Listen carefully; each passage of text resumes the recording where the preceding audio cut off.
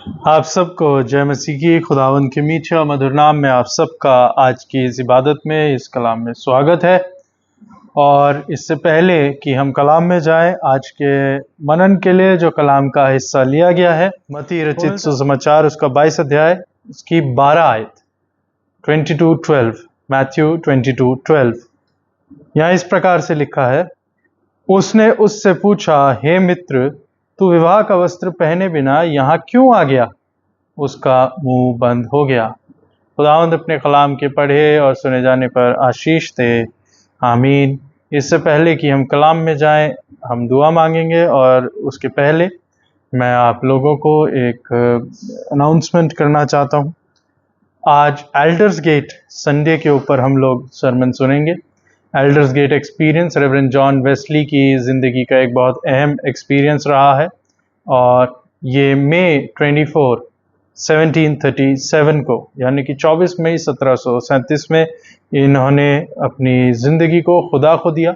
और जिस वक्त से मेथोडिस्ट मूवमेंट शुरू हुआ है वो 24 मई का दिन था, और इसीलिए 24 मई के पास जो इतवार आता है उसे हम एल्डर्स गेट संडे करके मनाते हैं। पूरी दुनिया में मेथोडिस्ट मेंबर्स जितने भी हैं, जॉन वेस्ली के बताई हुई थियोलॉजी सरमन्स को फॉलो करते हुए खुदा के कलाम को अपनी ज़िंदगी में सबसे मेन अहमियत देते हुए अपनी ज़िंदगी को चलाते हैं। तो आज उनको ऑनर करते हुए और उनके एल्डर्स गेट संडे को मनाते हुए आज का जो सरमन रहेगा वो थॉमस जैक्सन नंबरिंग के हिसाब से sermon number 120, verse Matthew 22:12, how camest thou in hither not having a wedding garment, इसके ऊपर जो बेस सरमन है on the wedding garment, sermons of John Wesley sermon 120 on the wedding garment को हम पढ़ेंगे, हम सुनेंगे।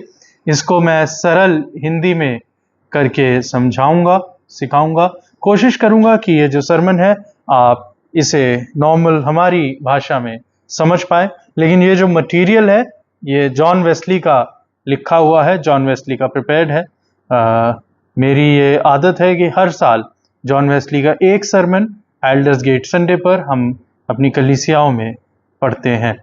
ये सरमन 1790 में दिया गया, मार्च 26 को 1790 ये सरमन जॉन वेस्ली के द्वारा दिया गया है। इसका लिंक आपके डिस्क्रिप्शन में शेयर कर दिया गया है। यदि आप इसको पढ़ना चाहते हैं तो आप इस सरमन को पढ़ सकते हैं। और जॉन वेस्ली की लाइफ के बारे में यदि आप जानना चाहते हैं तो उसके लिए भी लिंक डिस्क्रिप्शन में दे दिया गया है। आप उसके ज़रिए जॉन वेस्ली की लाइफ एंड मिनिस्ट्री के बारे में जान सकते हैं। इससे पहले कि हम कलाम में जाएं, आइए हम दुआ मांगे। कुदूस मेहरबान जिंदा खुदा, शुक्र करते हैं आज के इस समय के लिए जो तूने बख्शा। दुआ चाहते हैं जब हम जॉन वेस्ली के इस कलाम को, इस सरमन को पढ़ते हैं तो हम केवल इसलिए ना पढ़ें कि उन्होंने लिखा था, पर इसलिए भी पढ़ें कि ये तेरी आवाज़ उनके ज़रिए हम तक पहुंचाई गई है। उनके सरमन को याद करते हुए परमेश्वर तेरे ऊपर हम ध्यान लगाते हैं। होने देना जो मंडली जुड़ती है परमेश्वर, इस कलाम को सुने, सीखे, समझे और अपनी ज़िंदगी में अप्लाई कर सके। इस दुआ को खुदावंद यीशु मसीह के नाम में होकर मांगते हैं, आमीन। आज के लिए जो कलाम का हिस्सा लिया गया है वो मिलता है मत्ती की इंजील उसका 22 अध्याय उसकी 12 आयत। और ये छोटा सा एक हिस्सा है जो जॉन वेस्ली ने अपने सरमन के लिए लिया। उसने उससे पूछा, हे मित्र, तू विवाह का वस्त्र पहने बिना यहाँ क्यों आ गया? इसको समझने से पहले एक शब्द है जो मैं आपको बताना चाहूंगा, जो आपकी एक आइडिया को क्लियर करेगा। वो शब्द है एंटीनोमियनिज्म। एंटीनोमियनिज्म, इसका मतलब है कि हम खाली खुदा के अनुग्रह से बचाए गए हैं, इससे कोई फर्क नहीं पड़ता कि हम अपनी जिंदगी में क्या करते हैं। Antinomianism means we are just saved by grace and it doesn't matter what we do और व्हाट आवर एक्शंस आर। और मेथोडिस्ट चर्च एंटीनोमियनिज्म के एकदम विपरीत है, और हम इसके विपरीत बात करते हैं, क्योंकि एंटीनोमियनिज्म में no obligation to obey moral laws including Bible laws आता है। तो जब आपने ये कॉन्सेप्ट समझ लिया, क्योंकि आप और मैं, जितना मैं समझता हूँ जो लोग इस कलाम को सुन रहे हैं, आप और मैं, हम लोग इस बात में बिलीव करते हैं कि एक दिन हमारा न्याय होगा जब खुदा हमारी जिंदगी का न्याय करेगा और उसके मुताबिक हमें उद्धार दिया जाएगा। तो अगर वो न्याय करेगा तो मेरी जिंदगी, मेरे काम, उस पर विश्वास लाने के बाद उसके द्वारा प्रकट की हुई उसकी महिमा जो मेरी जिंदगी से होनी चाहिए, अगर वो है तो खुदा मुझे अपने राज्य में दाखिल कर लेगा। क्योंकि कलाम कहता है बुलाए हुए तो बहुत हैं लेकिन चुने हुए थोड़े हैं। ये पैसेज जब मैं इस कलाम को बोलता हूँ, ये मेरा लिखा हुआ नहीं है, जैसे जॉन वेस्ली ने लिखा है उसी सीक्वेंस में मैं इस कलाम को लेकर चलूंगा और इसका कंक्लूजन भी उसी सीक्वेंस में रहेगा। बीच में हम आज की अपनी रोजमर्रा की जिंदगी के एक दो एग्जाम्पल्स शायद पुट इन करेंगे, लेकिन पूरा कलाम जॉन वेस्ली के द्वारा ही दिया जाएगा। वो लिखते हैं, मत्ती 22 अध्याय की जब शुरुआत में आप पढ़ते हैं तो मत्ती 22 उसकी पहली और दूसरी आयत जब आप पढ़ेंगे तो वहां लिखा है, यीशु फिर उनसे दृष्टांतों में कहने लगा, स्वर्ग का राज्य उस राजा के समान है जिसने अपने पुत्र का विवाह किया। तीसरी आयत, और उसने अपने दासों को भेजा कि निमंत्रित लोगों को विवाह के भोज में बुलाएं, परंतु उन्होंने आना ना चाहा। 11 से 13 आयत में पढ़ूंगा, जब राजा अतिथियों को देखने भीतर आया तो उसने वहां एक मनुष्य को देखा जो विवाह के वस्त्र नहीं पहने था। उसने उससे पूछा, हे मित्र, तू विवाह का वस्त्र पहने बिना यहाँ क्यों आ गया? उसका मुंह बंद हो गया। तब राजा ने सेवकों से कहा, इसके हाथ पांव बांधकर उसे बाहर अंधियारे में डाल दो, वहां रोना और दांत पीसना होगा। खुदा अपने कलाम के पढ़े सुने जाने पर आशीष दे, आमीन। यहाँ पर एक दृष्टांत यीशु मसीह ने बोला है और उस दृष्टांत की जिस आयत पर हम फोकस कर रहे हैं वो 12वीं आयत है। और यहाँ पर एक सवाल पूछा गया उस राजा से, वो जो गेस्ट बुलाए गए थे उनमें से एक गेस्ट से ये सवाल पूछा गया कि हे मित्र, तू विवाह का वस्त्र पहने बिना यहाँ क्यों आ गया? आपको वेडिंग के लिए बुलाया गया है और आप उस ड्रेस में, उस अटायर में क्यों नहीं है जो विवाह के लिए अप्रोप्रिएट है या विवाह के लिए होना चाहिए। इस बात के ऊपर कई लोग कई चीजें लिखते हैं। कुछ लोग ये लिखते हैं कि ये जो पैरेबल है, ये जो दृष्टांत है, ये इसलिए लिखा गया क्योंकि जो मसीही सेवक, मिशनरी, प्रीचर, पास्टर्स दुनिया में खुदा ने भेजे कि खुदा के कलाम को दे, उन्हें लोगों ने रिजेक्ट कर दिया और ये उस चीज को लेकर दृष्टांत है। और इसीलिए जो पास्टर्स, प्रीचर्स, मिशनरीज भेजे गए थे प्रचार करने के लिए, वो जिन लोगों में प्रचार करते थे उन्हें वो प्रभु भोज की मेज के ऊपर बुलाते थे। और जो इस भोज का यहाँ पर वर्णन है, ये उस प्रभु भोज से कनेक्टेड है। जॉन वेस्ली लिखते हैं कि मैरिज, बैप्टिज्म, होली कम्युनियन, इन चीजों के साथ हम इसको कैसे कनेक्ट कर सकते हैं। अगर आप इसको, इस भोज को खुदा की उस पाक मेज के साथ कनेक्ट करते हैं तो आप इसे नहीं कर सकते, क्योंकि खुदावंद यीशु मसीह इसके बारे में अलग जगह पर बोल के गए हैं। वो बोल के गए हैं, तुम इसे मेरी यादगारी में किया करो। लूका 22 उसकी 19 आयत, वहां पर यीशु मसीह बोल के गए, तुम इसे, इस पवित्र मेज को मेरी यादगारी में किया करो।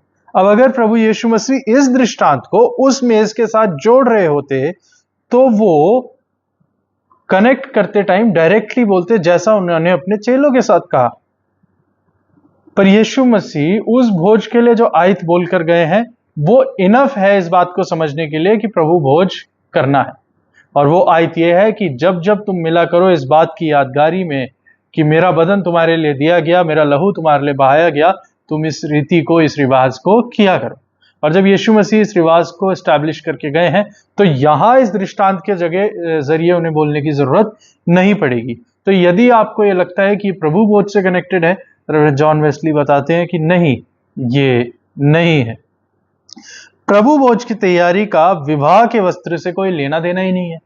दूसरी बात ये आती है कि आप जब प्रभु भोज पे आ रहे हैं, एक राइटर ने लिखा कि ये जो तैयारी जो विवाह के वस्त्र की बोली गई है, ये प्रभु भोज की मेज की तैयारी के साथ कंपेयर करी गई है। जॉन वेस्ली ने बोला नहीं, वो जो तैयारी है वो तैयारी जरूर है, लेकिन यहाँ पे यीशु की मृत्यु की बात नहीं हो रही है। यीशु अपनी मृत्यु की बात कर ही नहीं रहे, ये विवाह का भोज है। और इस बैंक्वेट में, इस डिनर में आप खुदावंद की मौत को याद करते हुए नहीं आएंगे, तो इसलिए वो उससे कनेक्टेड नहीं है। ये एक और मत रखा गया कि ये प्रभु यीशु के फिर से आने से हम रिलेट कर सकते हैं। हो सकता है हाँ, हम यीशु मसीह के फिर आने से इस पैसेज को रिलेट तो कर सकते हैं। कुछ लोग इस वस्त्र को प्रभु यीशु मसीह की धार्मिकता से जोड़ते हैं कि जब प्रभु यीशु मसीह आएंगे तो प्रभु यीशु मसीह की जो धार्मिकता है वो मुझे ओढ़कर रहनी है, वो मुझे पहनकर रहनी है, कि जब मेरा न्याय हो तो प्रभु यीशु मसीह की धार्मिकता हमें बचाए। कुछ लोग प्रभु यीशु मसीह की धार्मिकता से जोड़ते हैं और कहते हैं कि आखिरी दिन हम जब खुदा की महिमा में खड़े होंगे तो यीशु की धार्मिकता से खड़े होंगे। परंतु पूरे पुराने नियम या नए नियम में हमें कहीं नहीं मिलता कि हम यीशु मसीह की धार्मिकता से बचाए जाते हैं। और अगर आप इस चीज को मान रहे कि केवल यीशु मसीह की धार्मिकता से मैं बचाया जाता हूं, तो जो मैंने टर्म आपको बताया एंटिनोमियनिज्म, आप उसमें गिर जाते हैं। इसको अगर मैं सरल भाषा में बोलूं तो इसका मतलब यह है कि अगर मैं ये बोलूं कि प्रभु यीशु मसीह की धार्मिकता से मैं बचाया गया हूं, केवल प्रभु यीशु मसीह की धार्मिकता से, तो फिर मेरी जिंदगी के काम, मेरे कार्य, मेरे जीवन की बातें फिर वो कहां गिनी जाएंगी? न्याय के दिन प्रभु यीशु मसीह अपनी धार्मिकता को देखेंगे या मेरी जी हुई जिंदगी को जो खुदा के कलाम में थी या नहीं थी उसको गिना जाएगा? प्रकाशित वाक्य 19:8 एक और कंपैरिजन इस विवाह के भोज का है। पहला हमने देखा ये प्रभु भोज के साथ कनेक्ट करता है, जॉन वेस्ली कहते हैं नहीं, ये कयामत के दिन के साथ प्रभु यीशु मसीह की धार्मिकता को मैं पहन लूं उससे कनेक्ट करता है, जॉन वेस्ली कहते हैं नहीं। तीसरा एक और आर्ग्यूमेंट दिया जाता है कि ये जो विवाह है ये मेमने के विवाह के साथ जोड़ दिया जाए, वो विवाह इस विवाह के बारे में बात कर रहा है। प्रकाशित वाक्य 19 अध्याय उसकी 8 आयत यहां पे क्या कहती है, उसमें एक कंपैरिजन किया गया है। प्रकाशित वाक्य 19:8 उसको शुद्ध और चमकदार महीन मलमल पहनने का अधिकार दिया गया, क्योंकि उस महीन मलमल का अर्थ पवित्र लोगों के धर्म के काम है। अब अगर यहाँ पे पवित्र लोगों यानी कि मुकद्दस लोग जो हैं, जो सेंट्स हैं, सेंट्स के जो पवित्र काम है वो महीन मलमल की तरह कंपेयर करे गए हैं, तो अगर ये बोला जाए कि ये विवाह के वस्त्र उन पवित्र लोगों की जिंदगी के काम है और ये विवाह का वस्त्र वो है महीन मलमल, तो जॉन वेस्ली कहते हैं फिर आप प्रकाशित वाक्य 7 उसकी 14वीं आयत को क्या कहेंगे? रेवलेशन 7:14 में लिखा है, मैंने उनसे कहा हे स्वामी तू ही जानता है। उसने मुझसे कहा ये वे हैं जो उस महाकलेश में से निकल कर आए हैं, उन्होंने अपने अपने वस्त्र मेमने के लहू में धोकर श्वेत किए हैं। अब यहाँ पे कुछ लोगों के बारे में बोला गया है जिन्होंने सताव को सहा और अपनी जिंदगी से हाथ धो बैठे मर गए, पर जब वो जिंदा हुए और महाकलेश को भोग कर जब वापस आए तो उन्होंने मेमने के लहू से अपनी जिंदगी को सफेद किया और अपने वस्त्रों को साफ किया और वो मेमने के विवाह में शरीक हुए। पर ये उन लोगों के बारे में है जो मर चुके हैं, और जो लोग मर चुके हैं वो लोग उस विवाह में अपने वस्त्र को श्वेत करके वहां पर इकट्ठा हुए। पर आप और मैं तो जिंदा हैं, और अगर हम लोग जिंदा हैं तो हम किस विवाह में कनेक्ट करेंगे? क्योंकि ये जो विवाह है जो मत्ती 22 में लिखा हुआ है, ये विवाह उन लोगों के लिए है जो अभी मौजूद हैं, जो जिंदा हैं, जो बुलाए गए हैं। इसीलिए हम उस विवाह के साथ इस विवाह को कनेक्ट नहीं कर सकते। जो प्रकाशित वाक्य 19 में विवाह है वो मौत के बाद स्वर्ग के राज्य में, मौत के बाद स्वर्ग में जो प्रकाशित वाक्य में बात लिखी गई है उस विवाह से रिलेट करता है, और जो मत्ती 22 में विवाह लिखा गया है ये एक दृष्टांत है जो हमारे जीते जी की जिंदगी है उससे रिलेट करता है। क्योंकि जो रेवलेशन में जो वेडिंग है, जो विवाह की बात करी है, उसमें कोई भी विवाह के वस्त्र के बिना नहीं पहुंचेगा।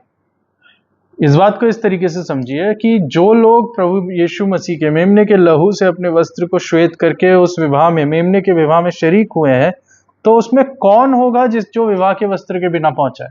वो तो एकदम महापवित्र, अति पवित्र जगह है, होलीएस्ट ऑफ होलीज है। आप खुदा की हुजूरी में मौजूद हैं, और जब आप खुदा की हुजूरी में मौजूद हैं तो वहां पे आप बिना वस्त्र के पहुंच ही नहीं सकते, तो ये बात अप्लाई ही नहीं होती मत्ती 22 की कि राजा आके पूछे कि तेरा विवाह का वस्त्र कहाँ है। ये मसीह की धार्मिकता नहीं है, ये विवाह का वस्त्र, पर मसीह की धार्मिकता के साथ साथ मेरी पवित्रता, पर्सनल होलीनेस। जॉन वेस्ली कहते हैं, it is not only Christ righteousness but personal holiness that is important, that is mentioned here. जब हम मत्ती 22 उसकी 12 आयत को पढ़ते हैं, हे मित्र तू विवाह का वस्त्र पहने बिना यहां क्यों आ गया है। तो प्रभु यीशु मसीह हमारी पर्सनल होलीनेस के बारे में बात करते हैं, हमारी निजी जिंदगी, हमारी इस जीती जागती जिंदगी के अंदर जो हमारे काम है उसके जरिए जो पवित्रता आती है, जॉन वेस्ली कहते हैं उस वस्त्र को यहां पे पूछा गया है। क्योंकि खुदा आपसे ये नहीं पूछेगा कि मरने के बाद तुमने क्या किया, पर खुदा आपसे पूछेगा जीते जी तुमने क्या किया। और जीते जी हमारी जिंदगी के जो काम है वो हमारी जिंदगी को पवित्र करते हैं, सैंक्टिफाई करते हैं। और उस पवित्रता को ही राजा पूछ रहा है कि तू विवाह में तो आ गया, लेकिन इस विवाह के वस्त्र तेरे पास है नहीं। वो पवित्रता जो तुझसे मुझे चाहिए वो तेरी जिंदगी में मौजूद नहीं है। दोनों चीजें नेसेसरी हैं, क्राइस्ट की राइचियसनेस, खुदा की धार्मिकता, और निजी पवित्रता। लेकिन ये दोनों कंट्रास्टिंग है, इसको समझेंगे। क्राइस्ट की राइचियसनेस में आता है we are entitled to heaven, पर अपनी पर्सनल होलीनेस के जरिए ही हम क्वालिफाई करते हैं हेवन में जाने के लिए। इसको इस तरीके से समझिएगा, यीशु मसीह ने एक दरवाजा था जो मेरे लिए बंद था, वो खोल दिया, वो खोला है। खुदा की धार्मिकता में वो दरवाजा खुला है, उसके अनुग्रह में वो दरवाजा खुला है। लेकिन उस दरवाजे के पार में जा पाऊंगा कि नहीं जा पाऊंगा, ये मेरी पर्सनल होलीनेस यानी कि मेरी जिंदगी के काम बताएंगे, मेरी सैंक्टिफिकेशन बताएगी। क्राइस्ट की राइचियसनेस क्लेम कराती है खुदा की महिमा, खुदा की जलाल में, क्लेम टू ग्लोरी। पर पर्सनल होलीनेस हमारी फिटनेस को बताती है, क्या हम फिट हैं उस महिमा के लिए। मैं क्लेम कर सकता हूं कि खुदा ने मुझे बुलाया है, खुदा की बुलाहट है, पर क्या मैं फिट हूं कि मैं चुना जाऊं खुदा की बुलाहट के लिए। कलाम कहता है बुलाए हुए तो बहुत हैं लेकिन चुने हुए थोड़े हैं। बुलाए हुए बहुत हैं लेकिन चुने हुए थोड़े हैं। हम खुदा की धार्मिकता में खुदा के उस बदन के मेंबर्स हैं। We are members of the body of Christ in the righteousness of Christ, क्योंकि खुदा ने अपना इकलौता बेटा दे दिया कि जो कोई उस पर विश्वास लाए हलाक ना हो पर हमेशा की जिंदगी पाए। लेकिन हम खुदा के वारिस अपनी पर्सनल होलीनेस के जरिए ही बनते हैं। मेरी जिंदगी में मैं क्या काम करता हूं उसके जरिए मैं खुदा का वारिस बनूंगा, heir to God. I am a member of the body of Christ. लेकिन जो डाली मुझ में नहीं बनी रहती उसे मेरा पिता काट डालता है। वो दाख और डाली बनने का मेरे को इनविटेशन दिया हुआ है, पर अगर मैं फल ना लाऊं तो मैं काट दिया जाऊंगा। ये फर्क है क्राइस्ट की राइचियसनेस और पर्सनल होलीनेस में। खुदा हमारी जिंदगी हमें देता है, हमें मौके देता है कि हम अपनी जिंदगी को सुधार पाएं, बना पाएं, बढ़ा पाएं। लेकिन हम उस जिंदगी में क्या कर रहे हैं, हमारी पर्सनल होलीनेस किस लेवल पर है, हमारी निजी पवित्रता ही हमारे अनंत जीवन को हमारी जिंदगी में देती है। जब हम इन बातों को पढ़ लेते हैं तो जॉन वेस्ली एक और चीज बोलते हैं। हम अब पर्सनल होलीनेस के पास आते हैं कि ये जो विवाह का वस्त्र है ये मेरी जिंदगी के काम है। खुदा जब आएगा अपनी शोहरत में और हमसे पूछेगा कि हे मित्र तू विवाह का वस्त्र पहने हुए बिना यहां क्यों आ गया, तू अपनी जिंदगी में वो काम जो मैं तुझसे चाहता था वो करे बिना यहां पर क्यों आ गया। क्योंकि तू इस लायक तभी बनता है जब तेरी विवाह के वस्त्र यानी कि वो जिंदगी, वो होलीनेस, वो पवित्रता तेरी जिंदगी में होगी। जॉन वेस्ली कहते हैं there can not be any individual salvation unless there is social salvation. आपकी निजी उद्धार तब तक नहीं हो सकता जब तक आपके समाज का उद्धार नहीं होता है। इसको इस तरीके से समझे कि तुम बाइबल पढ़े जा रहे हो, तुम दुआएं करे जा रहे हो, पर तुम्हारा पड़ोसी दुख में है, परेशान है, तुम्हारी कलीसिया के लोग बीमार हैं, तुम्हारे आसपास के लोग परेशान हैं, कर्जों में है, बीमारी में है, दुखों में है, तकलीफों में है। क्या तुमने उनकी सुधि ली? क्या तुम्हारे समाज में उद्धार है? क्या तुम्हारे समाज में वो पिछड़े लोग जो परेशान होते हैं, जिन्हें दबाया जाता है, कुचला जाता है, पीछे किया जाता है? क्या तुम्हारे समाज की औरतें जिन्हें तुम चुप करा देते हो और बिठा देते हो, जब तक वो नहीं उठेंगी तुम्हारा उद्धार नहीं हो सकता। There can not be individual salvation unless there is social salvation. और इसीलिए ये चीज समझने की जरूरत है कि खुदा जब मेरे पास आके पहुंचे, पूछे, हे मित्र, तू विवाह के वस्त्र पहने बिना यहाँ क्यों आ गया? तो वो विवाह का वस्त्र, वो मेरी पवित्रता है जो मेरी जिंदगी से दिखनी चाहिए। क्या मैं और आप इस विवाह के वस्त्र के हिसाब से अपनी जिंदगी को जी रहे हैं?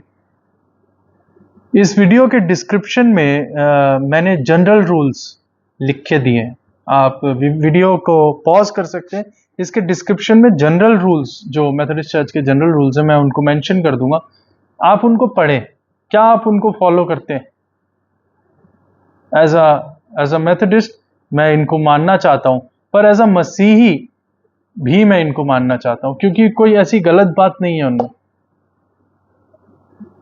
क्या हम खुदा के दिए हुए कलाम को अपनी जिंदगी में जीते हैं? अगर हम जीते हैं तो वो मसीह की पवित्रता है, पर अगर हम नहीं जीते तो हम बस इस उम्मीद पर बैठे हैं कि ठीक है, मैं कुछ भी करता रहूं, खुदा का अनुग्रह है, खुदा का अनुग्रह है। नहीं, खुदा के अनुग्रह में मेरी जिंदगी के कार्य प्रकट होने चाहिए। इस बात को समझने के लिए मेरे साथ निकालिए गलातियों की किताब, गलातियों की पुस्तक, उसका 5 अध्याय, उसकी 6 आयत। क्या कहती है ये? मसीह यीशु में ना खतना और ना खतना रहित कुछ काम का है, परंतु केवल विश्वास जो प्रेम के द्वारा प्रभाव डालता है। अब जब आप इस आयत को पढ़ते हैं, गलातियों की किताब, उसका 5 अध्याय और उसकी 6 आयत को जब आप पढ़ते हैं, तो आप यहां पर यह पाते हैं खतना और खतना रहित, सर्कमसाइज्ड और अनसर्कमसाइज्ड। अब ये आज के माहौल में, आज की जिंदगी में ये अप्लाई नहीं होता है, क्योंकि हमारे बीच में सर्कमसिजन, अनसर्कमसिजन अब नहीं है। लेकिन मैं आपसे सवाल करना चाहता हूं, कुछ लोग इस बात पे बहुत गर्व महसूस करते हैं कि मेरे दादा ने ये किया, मेरे फादर ने ये किया, और हम फला फला खानदान से, मेरे परिवार का इतना नाम है, मेरे बच्चों ने बहुत कुछ अचीव कर लिया।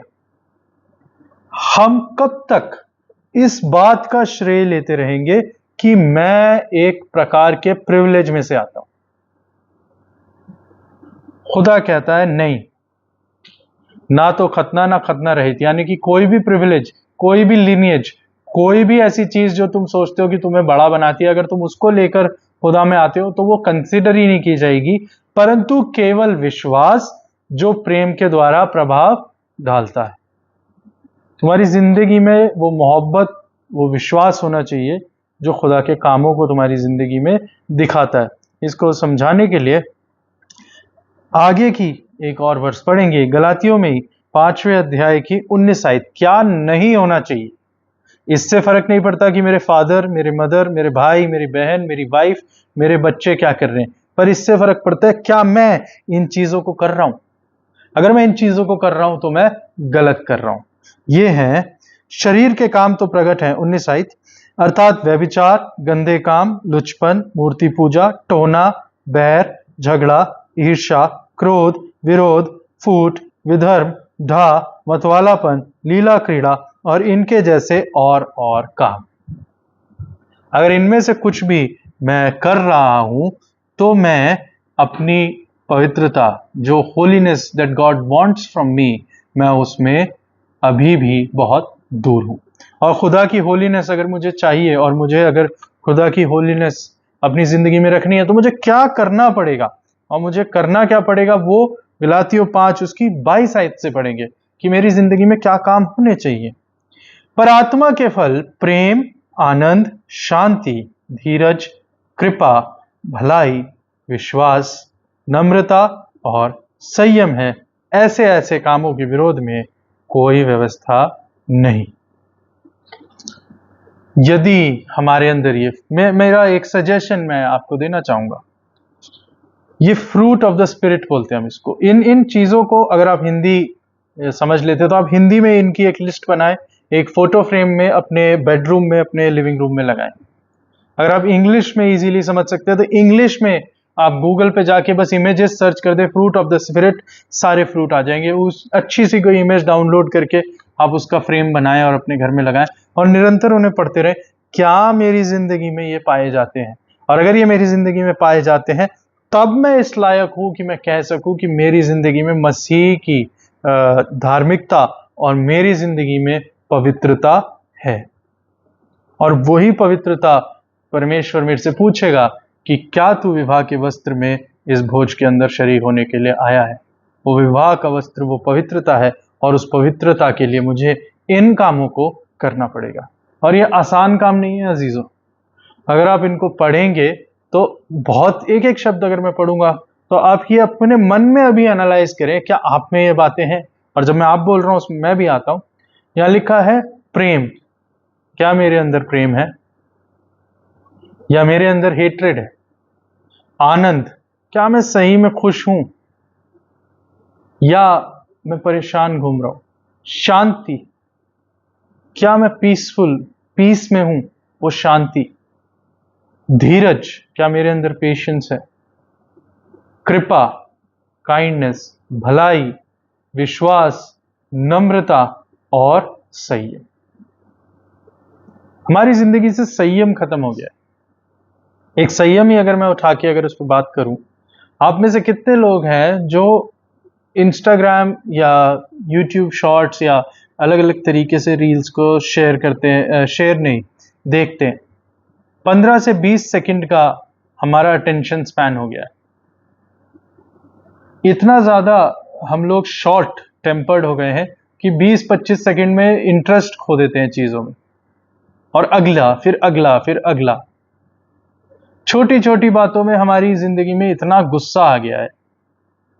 अगर आज मैं खाना बनाऊं और खाना बनाने के बाद मेरे सामने जो शख्स बैठा है वो खाना खा रहा है और वो मुझसे अगर पूछ ले कि इसमें मसाला ठीक डला है कि नहीं डला है, इतनी सी बात सुन के अगर मैं गुस्सा हो जाऊं कि मैं इतनी मेहनत से इस खाने को बना रहा हूं और तुम मेरे से पूछ रहे हो मसाला डला है कि नहीं डला है, ज्यादा है तो खुद ही बना लो, खुद ही खा लो। भाई जब आपने खाना बनाया है तो आप ही से सवाल किया जाएगा ना कि इसमें नमक कम है या नहीं है। तो लोग अगर पूछ रहे हैं तो उसको पेशेंटली इसलिए भी लिया जा सकता है कि सिर्फ इसलिए शायद पूछने के लिए भी पूछ रहा हो शख्स। पर पेशेंस इतनी खत्म हो गई है कि अगर कोई गलती से टोक भर दे, ये एग्जाम्पल दे रहा हूं, हम अपनी पेशेंस लूज कर देते हैं। उसने मुझे बोला तो बोला कैसे, ऐसा कहा तो कहा कैसे। गाड़ी चला रहे हैं, रोड पे जा रहे हैं, थोड़ी सी बात पे झगड़े हो जा रहे हैं, लोग एक दूसरे पे हाथ उठा दे रहे हैं, पार्किंग के स्पेसेस के लिए झगड़े हो रहे हैं, लाइन में लगे हुए हैं। अगर आप रेलवे स्टेशन की लाइन में लगे हुए हैं, किसी काम की लाइन में लगे हुए हैं, सरकारी ऑफिस, पेशेंस ही नहीं है। इंडियंस के बारे में कहा जाता है जब भी फ्लाइट लैंड होती है, आप जो सफर 8 घंटे में कर सकते थे, एक फ्लाइट में उस सफर को आप आधे घंटे में करके आ गए। आपके 7.5 घंटे बचे हैं। और अब आप जब उस फ्लाइट से नीचे उतरेंगे तो कन्वेयर बेल्ट पे आपको रुक के सामान का वेट करना पड़ेगा।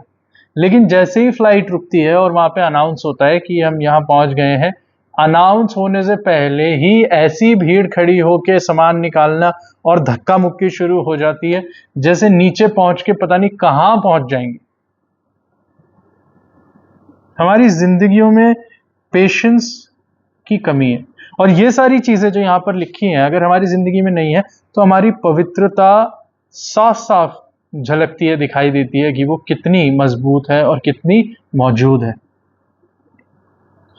क्या हम खुदा की इन कही हुई बातों को मान रहे हैं या हम बस अपनी जिंदगी को चलाए जा रहे हैं, चलाए जा रहे हैं, चलाए जा रहे हैं। परसिक्यूशन के बारे में बहुत लोग बोलते हैं। जॉन वेस्ली कहते हैं कि परसिक्यूशन के बारे में तुम कंप्लेंट करते हो कि हमें परसिक्यूट किया जाता है क्योंकि हम इस धर्म को मानते हैं। चर्च ने गैलीलियो को परसिक्यूट किया क्योंकि उसने इस बात को बोला कि धरती सूरज के चारों ओर घूमती है। और as a Protestant John Wesley कहते हैं कि तुम बहुत प्राइड फील करते हो कि हम उस सेक्ट में से बाहर आ गए और हमने उस परसिक्यूशन में से बाहर आए हैं जिन्होंने बेवजह लोगों को मारा। पर मैं तुमसे सवाल करता हूं, तुम जब अपने घरों में झगड़े करते हो, हस्बैंड वाइफ झगड़े करते हैं, माँ बाप और बच्चे झगड़े करते हैं, भाई भाई झगड़े करते हैं, आपस में जब तुम एक दूसरे को सताते हो, परेशान करते हो, हाथ उठाते हो, क्या वो परसिक्यूशन नहीं है? दूसरे के समय में हम कंप्लेंट कर लेते हैं, लेकिन जब हमारे ऊपर आती है और जब हमें बोला जाता है कि तुम अपने परिवारों में क्या कर रहे हो, तो उस परसिक्यूशन को हमने इग्नोर कर रखा है। पहला पत्थर वो मारे जिसने गुनाह नहीं किया, पर हम तो पत्थर मारे ही जा रहे हैं। इसीलिए जब हम इस कलाम को पढ़ते हैं, इस कलाम की बातों को समझने की कोशिश करते हैं, तो हम ये जांच पा रहे हैं कि हमारी पवित्रता कितनी है, हमारे घरों में कितनी है, हमारे रिश्तों में कितनी है। जॉन वेस्ली आगे बोलते हैं कि मैं जब ये जो सरमन मैंने बोला है, ये 1790 का सरमन है, जब जॉन वेस्ली 87 ईयर्स के थे और करीब करीब 52 ईयर्स की उनकी मिनिस्ट्री हो चुकी थी। और जब वो 30 साल के थे, तब 30 से 35 की उम्र के थे, तब उन्होंने खुदा को कबूल किया, खुदा की आवाज़ को सुना एल्डर्स गेट पे। वो कहते हैं जब मैं 30 साल पार कर चुका और उसके बाद 50 साल की मिनिस्ट्री को भी गुजार चुका हूं, मेरे को ये समझ आता है कि मैं एक बाल के बराबर भी खुदा के कलाम और इन बातों से अपने आप को मैंने नहीं हटाया है। इसीलिए मेरी मिनिस्ट्री में कोई मुझ पर उंगली नहीं उठा सकता कि मैं इन बातों को नहीं मानता। और जब मैं अपनी कब्र के करीब आ गया हूं, यहां जो लैंग्वेज लिखा है, जो वर्ड लिखा है, I pray God not to lay this to his charge, I am now on the borders of the grave. मैं कब्र के एकदम जब किनारे आ चुका हूं, तो खुदा के अनुग्रह में मैं आज भी वही गवाही देता हूं जो मैं 50 साल पहले देता था, कि खुदा के अनुग्रह में तुम बचाए गए हो और खुदा की जो तुम्हारी पवित्रता है वो तुम्हें खुदा को देखने में मदद करती। तुम बचाए गए हो खुदा के अनुग्रह से, लेकिन खुदा को देखोगे तुम अपनी पवित्रता से। अगर तुम्हारी जिंदगी में वो काम होंगे जो खुदा चाहता है, तब तुम खुदा को देखने के काबिल बनोगे। हम सब बचाए गए हैं क्योंकि उसका अनुग्रह सब पर है, पर क्या हम सब पवित्र हैं? उसने बोला है, परमेश्वर ने हमसे बोला है कि मैं तुम्हें जिंदगी और मौत दोनों ऑप्शंस देता हूं, मैं तुम्हें आशीष और श्राप दोनों ऑप्शंस देता हूं। तुम पवित्र बनो और अपने लिए जिंदगी चुनो। ये जो जिंदगी तुम्हारे लिए दी गई है, इसमें खुश रहना सीखो, इसमें खुश रहो, क्योंकि इसके बाद भी एक अनंत जीवन है, एक उद्धार का जीवन है जो तुम्हारे लिए दिया गया है। पवित्रता तुम्हें उस विवाह के वस्त्र में रखे कि जब तुम मेमने के विवाह के लिए अपने आप को तैयार करो, तो तुम नंगे ना पाए जाओ, पर उस पवित्रता के वस्त्र के साथ मौजूद हो, इस लायक हो कि तुम उस अनंत जीवन में शरीक हो सको। और जो मेमने का लहू तुम्हारे लिए बहाया गया है, उसको तुम अपनी जिंदगी के लिए एक्सेप्ट कर सको, बेफायदा ना जाने दो। चॉइस तुम्हारी कि क्या तुम जिंदगी चुनते हो या तुम मौत चुनते हो। खुदा कहता है, पर मैं चाहता हूं कि तुम जिंदगी को चुनो। और अगर तुम जिंदगी को नहीं चुनते और जिस दिन वो न्याय का दिन आएगा, तो ऐसा ना हो कि तुम्हारे लिए कहा जाए। मत्ती 22 उसकी 13 आयत। इसके हाथ पांव बांधकर उसे बाहर अंधियारे में डाल दो, बाहर रोना और दांतों का पीसना होगा। खुदा ना करे कि हमारे लिए ऐसा बोला जाए। हम प्रभु यीशु मसीह की धार्मिकता में अपनी जिंदगी को पवित्र करते जाएं, और जब अपनी जिंदगी को पवित्र करते जाएंगे तो जब मौका आएगा कि खुदा उस विवाह के भोज में हमें देखे, तो हम उस वस्त्र के साथ पाए जाएं जो कि मेरी जिंदगी के काम और कार्य और पवित्रता है, जिसके जरिए मैं उसे कबूल ठहरूं। जॉन वेस्ली ने यह सरमन 1790 में मार्च 26 को दिया था, और आज भी ये सरमन हमारी जिंदगी में पूरा बैठता है, बशर्ते हम इस बात को समझ पाए कि वो विवाह का वस्त्र मेरे लिए कितना ज़रूरी है कि मैं उस विवाह के वस्त्र में पहचाना जाऊं, पहुंचूं, मौजूद रहूं, कि जब पूछा जाए तो मैं खरा उतरूं और उस अनंत जीवन का वारिस बन सकूं। खुदा आपको और मुझे इस कलाम से बहुतायत से बरकत दे। ये 1790 का सरमन है जो आज हमने पढ़ा है, और जॉन वेस्ली ने इस सरमन को टाइटल किया था ऑन द वेडिंग गारमेंट। ये कलाम मेरे और आपके लिए बहुतायत से बरकत का बाइस बने कि हम अपनी ज़िंदगी को, अपनी ज़िंदगी के कामों को इस तरीके से करें कि वो वेडिंग गारमेंट यानी कि हमारी ज़िंदगी की पवित्रता हमारी ज़िंदगी से दिखाई दे। खुदा मुझे और आपको इस कलाम के ज़रिए बहुतायत से बरकत बख्शे। आइए हम दुआ मांगे। शुक्रगुजार है खुदावंद इस कलाम के लिए, रेवरेंड जॉन वेस्ली की मिनिस्ट्री के लिए, और उनके ज़रिए जो तूने इस्तेमाल करके इस कलाम को बोला है। हम इस कलाम को सीखें, सुने, पढ़ें और अपनी ज़िंदगी में इस्तेमाल कर सकें। और खुदावंद होने देना कि वो पवित्रता जो तू हमसे चाहता है वो हमारी ज़िंदगी में मौजूद हो। इस सरमन को हम एक्सेप्ट करते हैं, सुनते हैं, और खुदावंद तेरी आवाज़ के रूप में अपनी ज़िंदगी में हम मानते हैं। और होने देना कि हमारी ज़िंदगी की पवित्रता तुझे कबूल ठहरे। इस दुआ को खुदावंद यीशु मसीह के जिंदा पाक और मुबारक नाम में होकर मांगते हैं, आमीन। सबको जय मसीह की।